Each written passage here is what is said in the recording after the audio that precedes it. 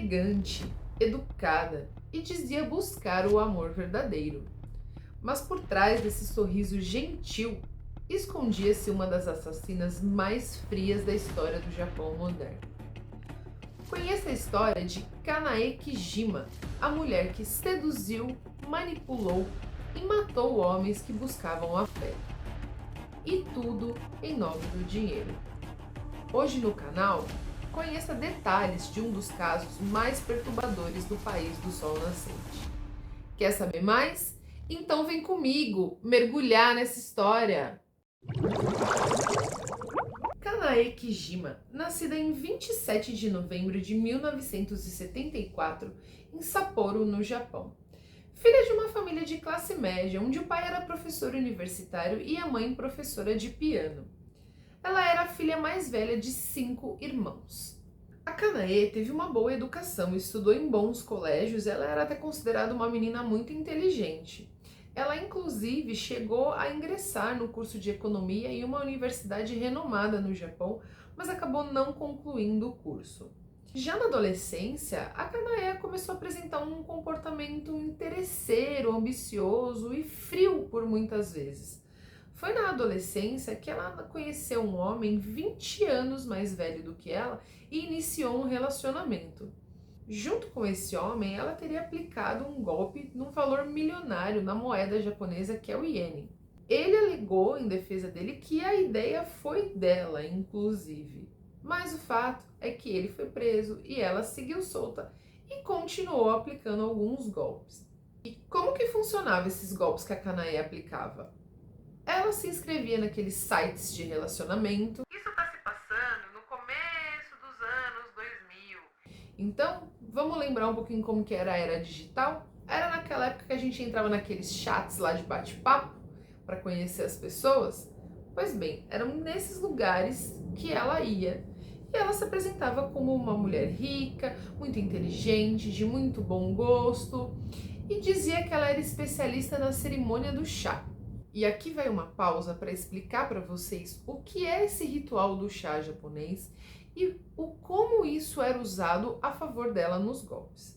A cerimônia do chá japonês é um ritual tradicional conhecido como chá-no-yo, onde cada gesto, cada movimento e até cada silêncio tem um significado muito importante. Muito mais do que servir chá, esse ritual é símbolo de beleza, respeito e harmonia. Dominar essa arte do chá lá no Japão é visto como um sinal de elegância, educação e refinamento, quase como que uma coisa espiritual. Por isso que quando ela falava que ela era mestre na cerimônia do chá, isso criava uma confiança muito grande nas vítimas, por causa dessa tradicionalidade desse ritual. Deu para entender? Então, voltando para a história, então era assim que ela aplicava os golpes. Ela se inscrevia nesses sites e contava algumas mentiras, criava a confiança dos homens, então ela começava a se relacionar com eles. E aí o que ela fazia? Conforme o relacionamento ia evoluindo, ela criava uma confiança, né? Fazer com que ele confiasse nela. Ela contava uma história aí qualquer e tirava dinheiro dele. Essa é uma história que a gente já vê bastante por aí, né?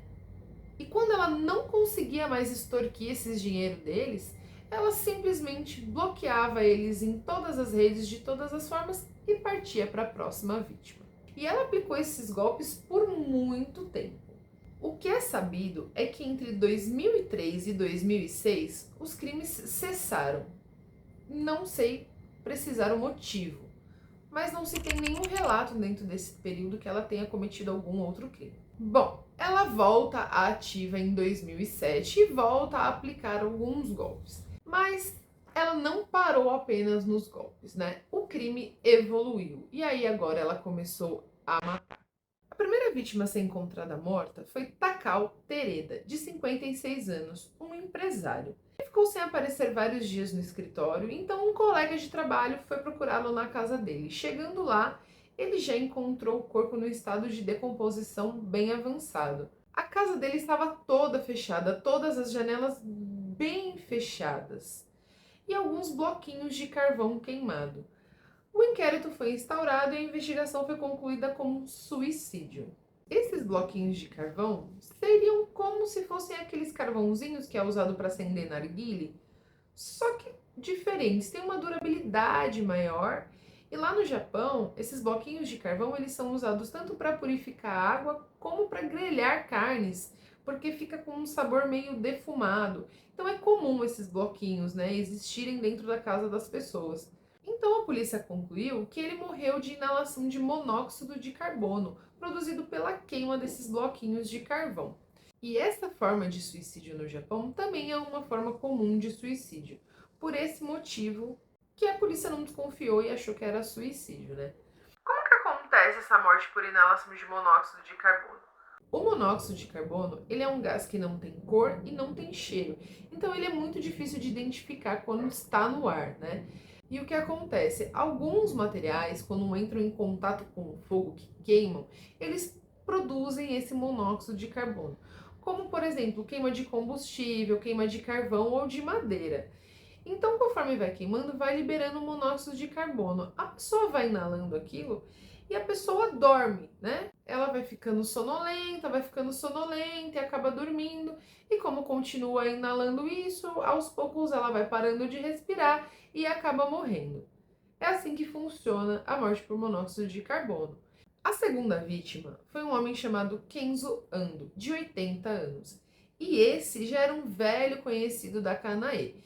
Em 2001, ela começou a trabalhar para ele como cuidadora. Então ela cuidava dele e fazia alguns afazeres domésticos. E o que começou a acontecer? Ela começou a cobrar cada vez mais caro pelas mesmas coisas que ela fazia sempre. E chegou num ponto que ele começou a não conseguir mais pagar e acabou tendo que demiti-la. E ela ficou com muita raiva disso. Afinal, ela começou a ter muitos problemas financeiros e ela acabou culpando o Kenzo por causa disso. E então, no dia 15 de maio de 2009, os bombeiros recebem uma chamada informando um incêndio na casa do Kenzo. Chegando lá, infelizmente, o Kenzo já estava sem vida. E dentro da casa foram encontrados alguns bloquinhos de carvão. Isso acionou um alerta, né, na polícia e nos bombeiros. E o que também ficou bem estranho nessa história é que sumiram alguns objetos da casa, como o computador, alguns quadros feitos pelo pai do Kenzo, que era um pintor renomado ali na época, e as chaves dele.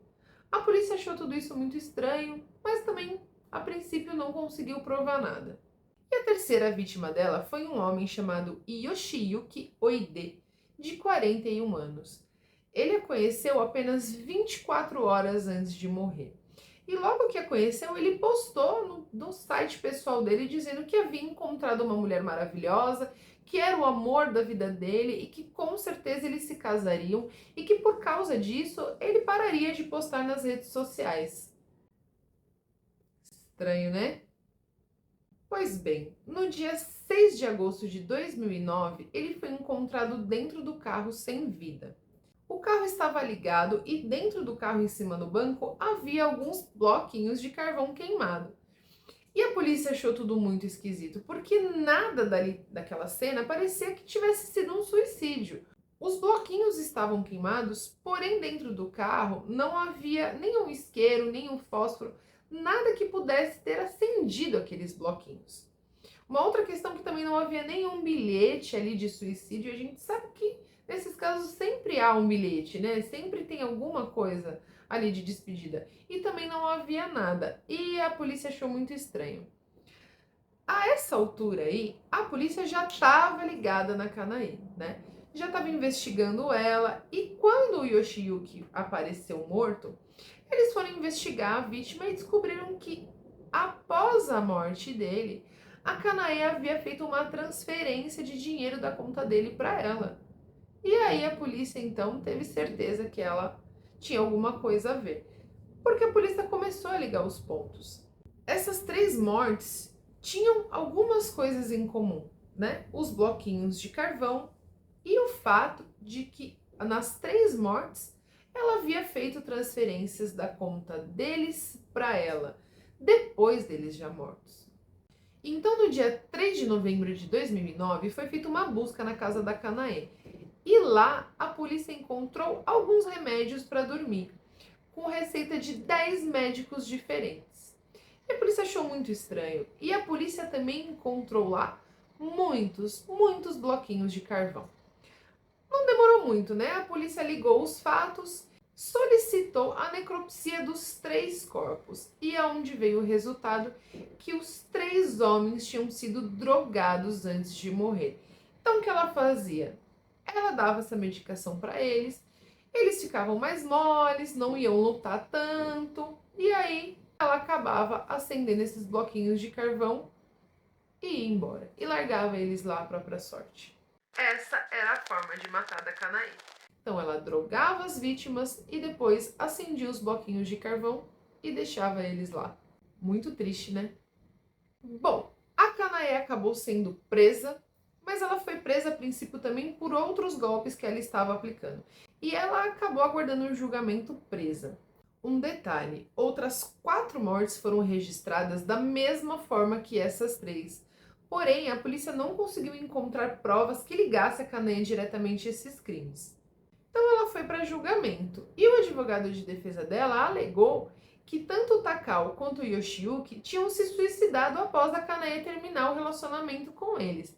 E que o Kenzo teria sido um acidente, que ela não tinha nada a ver com isso. O advogado também alegou que o dinheiro que foi dado para ela não foi por roubo, não foi por extorsão, que foi por livre e espontânea vontade dos homens. Mas não colou muito, né? Então, em 2012, o juiz a declarou culpada e a sentenciou à morte. Mas a Canaê não se deu por vencida, não. Ela entrou com um recurso e em 2014 a sentença foi confirmada. Ela foi julgada culpada e sentenciada à morte. Então ela recorre ao Supremo Tribunal do Japão. E então, no dia 14 de abril de 2017, o Supremo Tribunal confirma mais uma vez a sentença, declarando ela culpada e sentenciando à morte. E dessa vez não tinha mais como a Canaê recorrer. Era a última instância de recurso que ela tinha. Desde então, ela está presa na casa de detenção de Tóquio, no corredor na morte, aguardando a sua execução. E, gente, a Canaê não é fraca não, viu? Mesmo ela estando presa, ela ainda se casou 3 vezes. Fala sério! 3 vezes, mas 3 homens se relacionaram com ela, mesmo sabendo da história, porque a história foi bem divulgada lá no Japão. Mesmo assim, ela ainda se casou 3 vezes. E, pasmem, ela mantinha um blog de lifestyle até pouco tempo atrás, em que ela postava de lá de dentro da prisão, contando do seu dia a dia, as suas rotinas. Fala sério, né, gente? Essa história da Canaê, né, gente? Ela é uma história muito triste porque ela se aproveitou de homens que só buscavam o amor, né? E a gente tem bastante histórias como essa, né? Tem aí o golpista do Tinder, né? E quantas vezes a gente já não ouviu desses golpes que foram aplicados aí, né? A Canaê se aproveitou da ingenuidade, né? Do bom coração desses homens que buscavam um grande amor, né? É muito triste saber que as pessoas estão sendo enganadas, né? Hoje, nesse mundo que a gente está vivendo, tão distante, onde a gente praticamente não encontra mais as pessoas fisicamente, só pela internet, né? A internet aproxima de alguma forma, mas afasta de outra forma, né? E ela se aproveitou disso para poder dar esse golpe nessas pessoas aí de bom coração, né? E que caíram ingenuamente nesse golpe, né? E aí, conta pra mim, o que você achou dessa história dessa serial killer japonesa? Você já tinha ouvido falar? Eu, particularmente, nunca tinha ouvido falar, e quando eu descobri essa história, eu quis muito trazer porque eu nunca tinha ouvido falar de uma serial killer japonesa. Então, por isso eu quis trazer essa história para vocês. E sejam todos muito bem-vindos ao nosso canal, o Criminal Lovers, o ponto de encontro dos amantes de True Crime. Muito prazer, eu sou a Lika Fernandes, sou a sua anfitriã aqui no nosso canal. Conhecem mais histórias de golpistas da internet? Tem alguma em particular que vocês gostam, querem que eu conte? Comenta aqui, ó. Deixa aqui embaixo o seu comentário, a sua sugestão ou a sua opinião, porque a sua opinião é muito importante aqui pra gente no nosso canal. Curtam, comentem e não se esqueçam de se inscrever no nosso canal, hein? E ativar o sininho para não perder nenhum vídeo. O seu engajamento faz com que a gente consiga produzir mais vídeos de qualidade para vocês, tá certo? O meu muitíssimo obrigado para você que ficou aqui até o final do vídeo e até a próxima história!